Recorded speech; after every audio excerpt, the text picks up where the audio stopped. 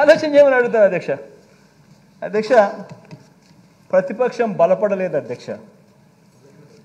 అభివృద్ధి చేసిన అధికార పార్టీకి తిరుగు లేదు అధ్యక్ష. దీని అర్థం ఇదే అధ్యక్ష, దీని అర్థం ఇదే. అందుకనే ఇవన్నీ జరుగుతూ ఉన్నాయి అధ్యక్ష.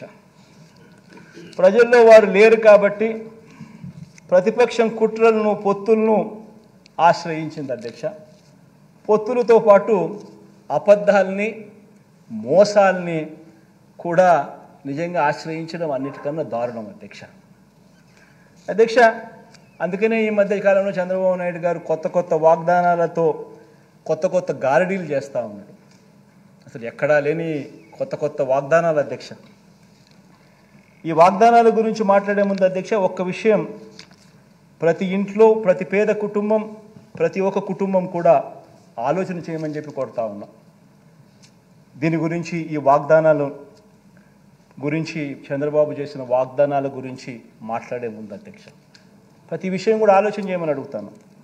ప్రతి ఒక్కరు ఆలోచన చేయమని అడుగుతా ఉన్నాను. చంద్రబాబుకు ఎన్నేళ్ళని?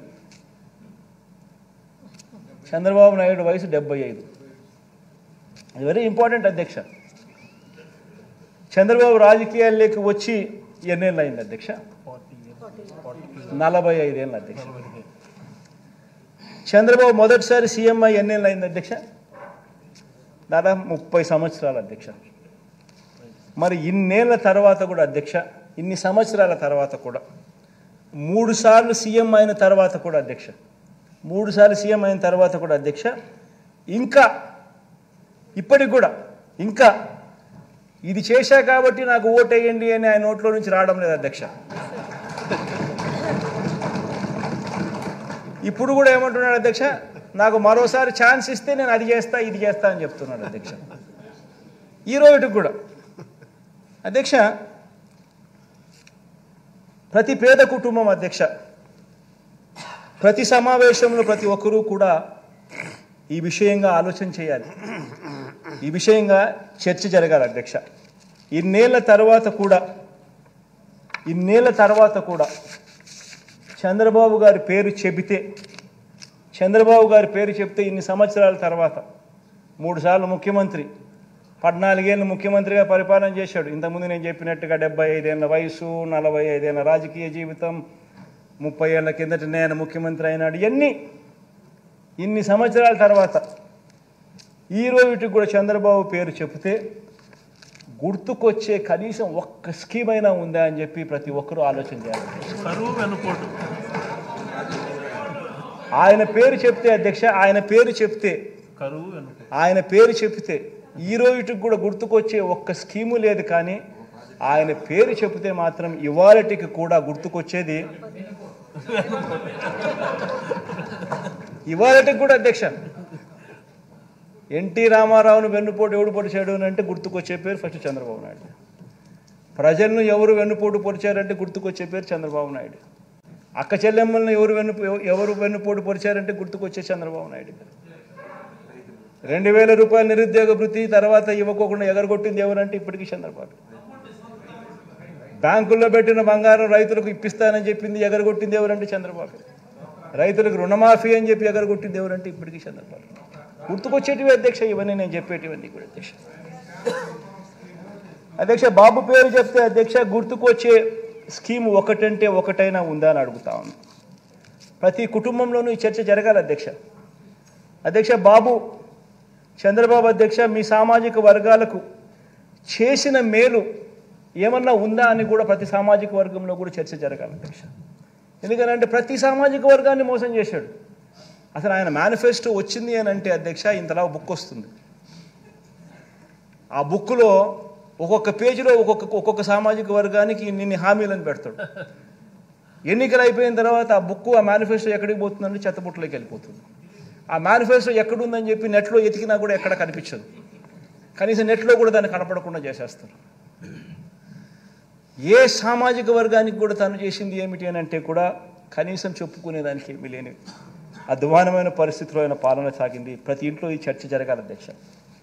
అధ్యక్ష బాబు పేరు చెప్తే అధ్యక్ష ఏ గ్రామానికైనా తాను వెళ్ళి ఇన్ని సంవత్సరాలు ముఖ్యమంత్రి ఇన్ని బ్యాక్గ్రౌండ్ అంతా చెప్పిన 75 ఏళ్ళ వయసు అని చెప్పినాను, 30 ఏళ్ళు కిందట ముఖ్యమంత్రి అని చెప్పినాను, 3 సార్లు ముఖ్యమంత్రి అయినాడు అని చెప్పినాను, 14 ఏళ్ళు పాలన అని చెప్పినాము. ఇన్ని చెప్పిన తర్వాత అధ్యక్ష ఏ గ్రామంలో అయినా కూడా ఆయన అక్కడికి వెళ్ళి నిలబడి నా హయాంలో నా ప్రభుత్వంలో ఇది నేను చేశా అని చెప్పి అనుకుంటే కనీసం ఒకటన్నా ఒక బిల్డింగ్ అన్నా కనిపిస్తుందని అడుగుతున్నా. ఒక స్కూలు కనిపించదు, ఒక హాస్పిటల్ కనిపించదు, ఒక బిల్డింగ్ కనిపించదు. పైగా స్కూళ్ళన్నీ నిర్వీర్యం.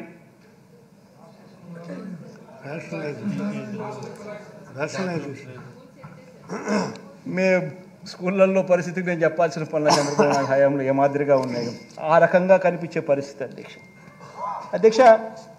ఎందుకంటే అధ్యక్ష ఇప్పుడు కూడా అధ్యక్ష ఈ మనిషి ఇప్పుడు కూడా ఈ మనిషి గురించి ఎందుకు ఇంతగా నేను చెప్పాల్సి వచ్చిందంటే ఇప్పుడు కూడా అధ్యక్ష మరోసారి అలాంటి అబద్ధాలు, మరోసారి అలాంటి మోసాలతో మళ్ళీ మరో మేనిఫెస్టో అని చెప్పి ఆయన ముందుకు వస్తూ ఉన్నాడు అధ్యక్ష.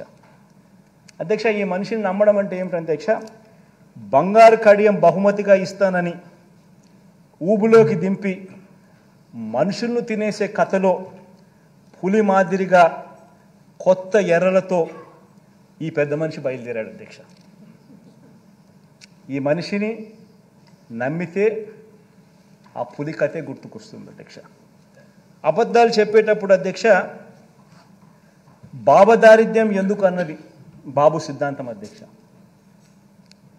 అబద్ధాలు చెప్పేటప్పుడు బావ దారిద్ర్యం ఎందుకు అనేది ఆయన సిద్ధాంతం అధ్యక్ష. ఏమైనా చెప్పేసి ఇట్లా అబద్ధాలు చెప్పేటప్పుడు ఏముంది, 1,00,000 అయితేనేమి, 1,00,00,000 అయితేనేమి, యాడైనా చెప్పేసి అది ఆయన సిద్ధాంతం అధ్యక్ష. నమ్మినవాడు మునుగుతాడు, నమ్మించిన వాడు దోచుకోగలుగుతాడు. ఇది ఆయన సిద్ధాంతం అధ్యక్ష.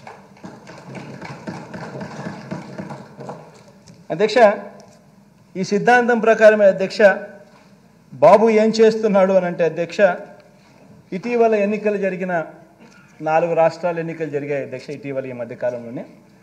ఆ 4 రాష్ట్రాలని తీసుకున్నాడు అధ్యక్ష. తీసుకొని ఆ రాష్ట్రాల్లో ప్రజలకు ఆ పార్టీలు ఏ వాగ్దానాలు చెప్పారు, ఏ వాగ్దానాలు బాగా ఇంపుగా ఉన్నాయి అని చెప్పి ఆయన తెప్పించుకున్నాడు అధ్యక్ష. అందులో నుంచి ఒక 6 డజన్ తీసుకున్న అధ్యక్ష వేరే రాష్ట్రాల్లో ఎలాగో ఈయన మాటలు నమ్మరు కాబట్టి మన రాష్ట్రంలో పేదలకు కూడా వేరే రాష్ట్రాల్లో ఎలాగో అక్కడ వాళ్ళ ప్రజలు ఆ పార్టీలకు చెప్పిన వాళ్ళు నమ్మినారు కాబట్టి ఏదో బాగున్నాయని చెప్పి ఈయన కూడా మెంటల్గా ప్రిపేర్ అయ్యి మన రాష్ట్రంలో కూడా అధ్యక్ష పేదలను నమ్మించడం కోసం, మళ్ళీ మోసం చేయడం కోసం అలాంటి కార్యక్రమాలే మన రాష్ట్రంలోకి తీసుకొచ్చేదానికి ఇదే మనిషి చంద్రబాబు నాయుడు గారు ఆ 6 డజన్ హామీలను తీసుకొచ్చారు అధ్యక్ష.